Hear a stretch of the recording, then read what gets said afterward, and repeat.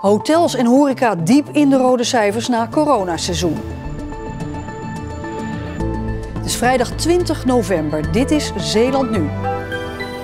Zomer verzacht pijn voor campings en vakantieparken. Onderzoek naar oude explosieven in sloten. En oogstseizoen duurt langer door regen.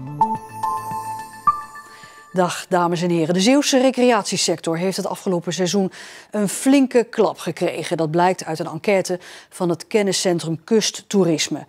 Een groot gedeelte van de horeca denkt financieel in de min te blijven dit jaar. En waar de campings en vakantieparken nog veel hebben kunnen goedmaken in de zomer en ook in de nazomer zijn de hotels en groepsaccommodaties, dus de accommodaties voor grotere groepen, diep in de rode cijfers gedoken.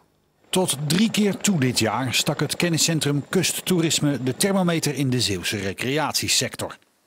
Op de laatste vragenserie reageerden ruim 350 bedrijven. En we zien dat veel ondernemers aangeven het jaar af te sluiten met een negatief resultaat. Horeca, ruim 60% negatieve cijfers aan het einde van het jaar. Dat geldt ook voor dagattracties bijvoorbeeld. In de verblijfssector is het beeld wat anders. Als je kijkt naar campings, bungalowparken en dergelijke, daar komt echt het overgrote merendeel toch wel uit op zwarte cijfers. Dat merkte onder andere deze campinghouder. Hij zag zijn klanten eerder komen. Terwijl het bij mij normaal pas altijd vanaf half juli echt vol is, was het nu vanaf begin juli al vol. En tot eind augustus, zelfs tot half in september, dat het nog gewoon vol was. En dat is gewoon heel positief geweest. Maar er is een heel specifiek segment, zijn de hotels, maar vooral de groepsaccommodaties, die hebben een heel moeilijk jaar gehad. We hadden in het eerste half jaar, even voor de branche gesproken, 90% omzetverlies. In de zomer was dat wel 50-60% omzetverlies. En nu zitten we natuurlijk weer met een enorme leegstand, zoals je hier ook kunt zien. De pijn bij de groepsaccommodaties zit er erin dat een verloren voorseizoen deze zomer niet goed te maken was met het hoog- en naseizoen. Mijn eigen planbord was zomers, voor de zomer, met alle groepen die ik ieder jaar heb, was helemaal leeg. Daar zijn wel weer andere groepen voor teruggekomen, maar kleinere groepen voor kleinere prijzen. En door angst voor corona en de strengere lockdownmaatregelen ziet de toekomst er bleekjes uit. Het perspectief voor de groepenmarkt is heel slecht. Doordat men gewoon heel voorzichtig is met boekingen. En doordat de eigenlijke klap, die moet dus nu nog komen. Ja, in de studio gedeputeerde Dick van der Velde. Meneer van der Velde, ja, u bent nog bij Niek Dambruin langs geweest hè, vandaag. Waarom? Ja, dat klopt. Ja, waarom? Ik ben vanaf het voorjaar alle sectoren van vrije tijdseconomie aan het bezoeken. Ik ben bij de strandpaviljoens langs geweest. Ik ben bij de campings langs geweest. Ik ben ook bij de horeca langs geweest. En nu vanmiddag heb ik 2 bezoeken afgelegd bij de groepsaccommodaties. Ja, want u heeft een warm hart voor de horeca, want u komt zelf ook uit de horeca, hè? Ja, ik ben bijna 30 jaar horeca-ondernemer geweest. Dus u snapt, dit voelt. U snapt hen Ja, in ieder geval. ja. Maar wat kan u behalve een luisterend oor bieden als provincie? Nou, wij doen als provincie doen we best het een en ander. Allereerst vanuit het aanvalsteam arbeidsmarkt doet collega Debat met de zijn natuurlijk van alles en nog wat om ervoor te zorgen dat mensen die hun werkgevers die met hun personeel op de een of andere manier iets anders moeten, bijvoorbeeld inzet in de zorg, daar wordt aan gewerkt. Van onze kant doen we de nodige middelen bij Impuls neerzetten om daar een luisterend oor te kunnen zijn, enerzijds, maar anderzijds een investeringsprogramma, adviezen geven om ervoor te zorgen dat ondernemers de juiste aanvragen kunnen doen bij het Rijk. Daarnaast doen we natuurlijk van alles aan crisiscommunicatie en we halen dit soort gegevens op om ervoor te zorgen dat we bij het Rijk het verhaal kunnen doen. Maar, meneer Van der Velde, ja, wat die mensen eigenlijk nodig hebben is gewoon een zak met geld. En dat kan u niet bieden. Nee, want die hebben we ook niet. Maar we kunnen wel natuurlijk zorgen dat het geld wat er vanuit het Rijk beschikbaar is, daar vertellen op welke manier ze dat het beste kunnen inzetten. Maakt u zich zorgen als u dit allemaal ziet? Natuurlijk maak ik me zorgen. Het resultaat van het onderzoek geeft aanleiding om je zorgen te maken. En als dit nog een tijd duurt, ja, het moet echt klaar zijn. Meneer Van der Velde, dank je wel. Dank u.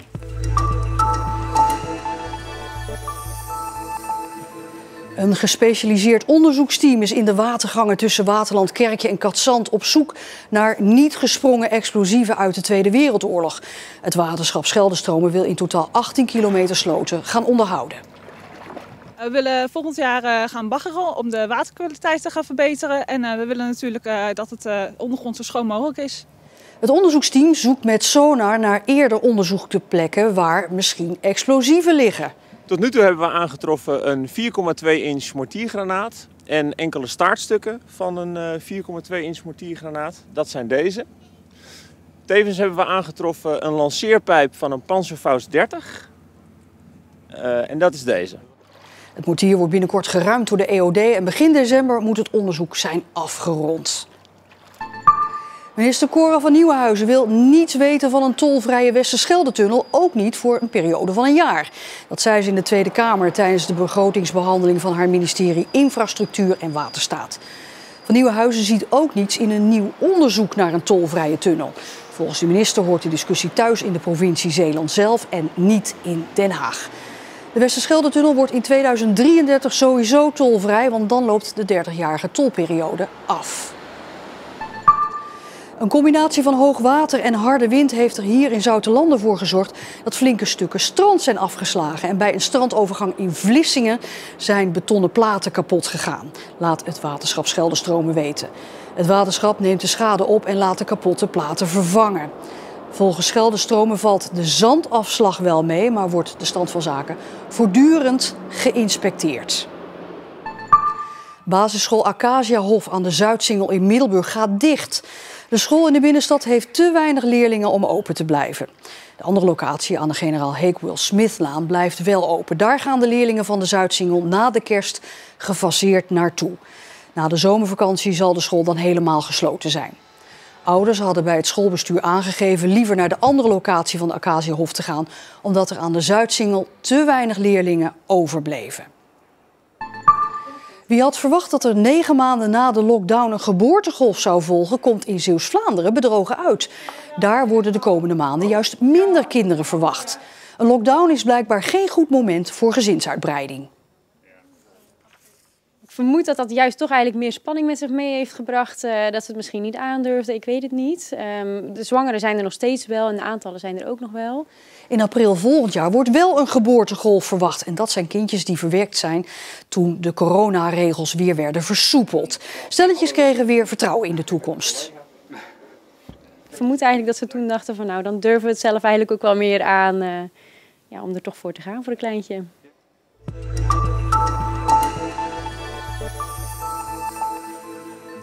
De Vlissingse rapper Bas de Meijer heeft een nieuw album gemaakt. Het heeft als titel De Essentie meegekregen. Verwijzend naar de begintijd van de hiphopmuziek. Met het nieuwe album is een wens voor hem in vervulling gegaan.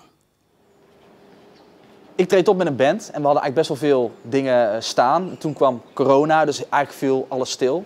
Zo ook voor mij, voor ons. En ik werkte heel veel thuis en in mijn studio. En ik had eigenlijk ineens heel veel tijd om te gaan schrijven en muziek te maken. En eigenlijk voordat we het wisten lagen er 5, 6 tracks op de plank. Toen zeiden we van nou weet je wat, laten we dit gewoon doortrekken en laten we daar gewoon een compleet album van gaan maken.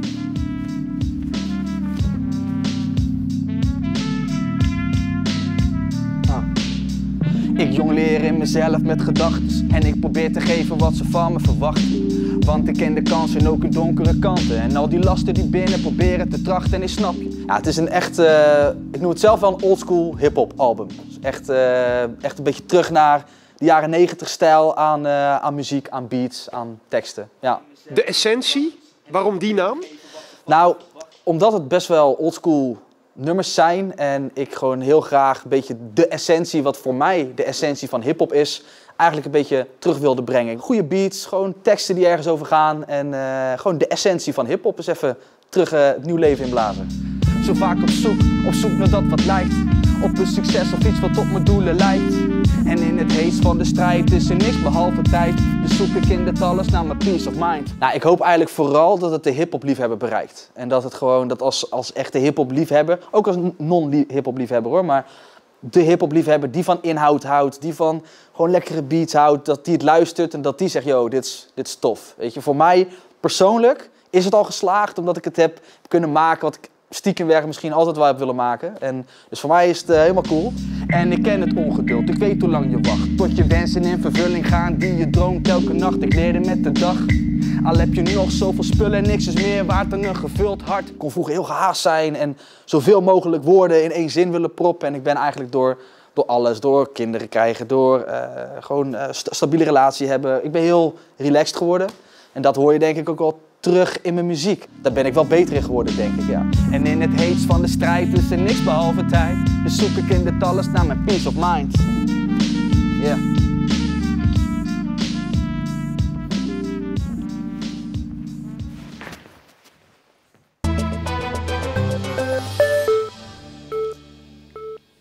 Boeren zijn dit jaar langer aan het oogsten. Door de vele regen worden suikerbieten en aardappelen nu pas van het land gehaald. Dat betekent dat we ook langer rekening moeten houden met slik op de wegen. En die slik is hinderlijk en soms ook gevaarlijk. U kent deze borden vast wel. Het betekent dat er modder op de weg ligt. Weggebruikers, zoals automobilisten en fietsers, moeten dan beter opletten en hun snelheid aanpassen. Dit jaar zijn boeren langer bezig om hun producten van het land te halen.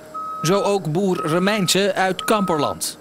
Voor we gaan rooien nemen we contact op met het waterschap. Die stelt borden beschikbaar. En dan bellen we Martin en dan plaatst die borden en dan is het weer voor de bakker.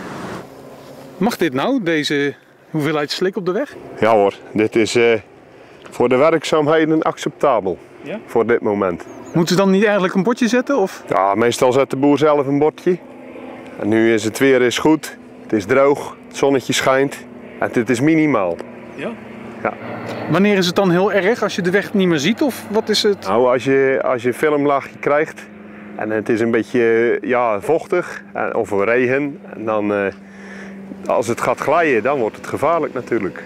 Hoe ver kunt u nou als boer gaan, denkt u of vindt u zelf, om de weg slikvrij, moddervrij te houden? Nou, wij zijn landbouwondernemer en wij moeten natuurlijk oogsten. En dat oogsten brengt hinder met zich mee. En die hinder proberen we zoveel mogelijk te beperken voor de fietsers en de automobilist. Het is niet altijd helemaal mogelijk, maar we proberen het zo goed mogelijk te doen. Gebeurt er wel eens iets? Er gebeurt wel eens iets, er schuift er wel eens een van de weg af. Maar ja, meestal gaat het goed. Meestal als ze een paar voeren van het land hebben gehaald, dan schuiven ze het aan. En ja goed, er moet ook gewoon zachtjes gereden worden dan. Ja. De ene boer kan modder van de weg afhouden door een duur apparaat in te zetten. Met bietenrooi bijvoorbeeld, dat hebben we net ook gezien. Ja. Maar dat kan niet iedere boer, want het is natuurlijk ook een kostenkwestie. Nou ja, natuurlijk kost dat extra. En bij suikerbieten gaat dat gewoon goed. Maar bij aardappelen, de meeste hebben een getrokken rooier. Die rijden ernaast. Dus ja, dan gaat dat niet lukken. Kijk, zoals je daar ook ziet. En die komt gewoon zo van het land af, zo de weg op. Ja, dan is het natuurlijk modder. Wat zijn dan precies de spelregels? Boeren moeten het gewoon opruimen. En als het product van het land is, de weg schoonmaken. Zodat het weer veilig is voor iedereen. Want als hij het niet doet en dan zou een boete volgen? Dan gaan wij erachteraan. En we zoeken de boer op. En als die het niet opruimt, dan schakelen wij de aannemer in. En die ruimt het dan op. En dan kosten voor de boer. Ja. Vindt u dat er meer begrip moet zijn voor het werk van de boeren tijdens de oogsttijd? Het platteland brengt dit met zich mee, maar het is natuurlijk ook een prachtige omgeving om in te wonen en te werken. En laten we elkaar een beetje accepteren en dan komt het wel goed. Het was een droge dag, maar vanochtend was het echt koud. Doordat de zon op sommige plekken tevoorschijn kwam, kroop de temperatuur toch nog op naar 8 tot 9 graden. We krijgen een droge zaterdag. Zondag is toch weer regenachtiger. Maar die regen is van korte duur, want de werkweek zal volgende week droog beginnen. Ja, vrijdagavond, terugkiekenavond met Scheepswerf de Schelde. Ja, allemaal weg. Toen ik zag dat alles gesloopt werd, dan besef je pas wat dat voor je betekend heeft allemaal. Dat deed gewoon een beetje pijn, dat al die gebouwen, het werd letterlijk vermalen. Want er was een grote machine die al die stenen tot gruis vermaalde. Dat was een raar idee, was dat. Ja, dat dus straks. En tot zover deze Zeeland Nu. Morgenavond 6 uur weer een nieuwe Zeeland Nu. En dan ziet u ook het weekoverzicht van het Zeeuwse nieuws. Heel graag tot morgen en alvast een fijn weekend.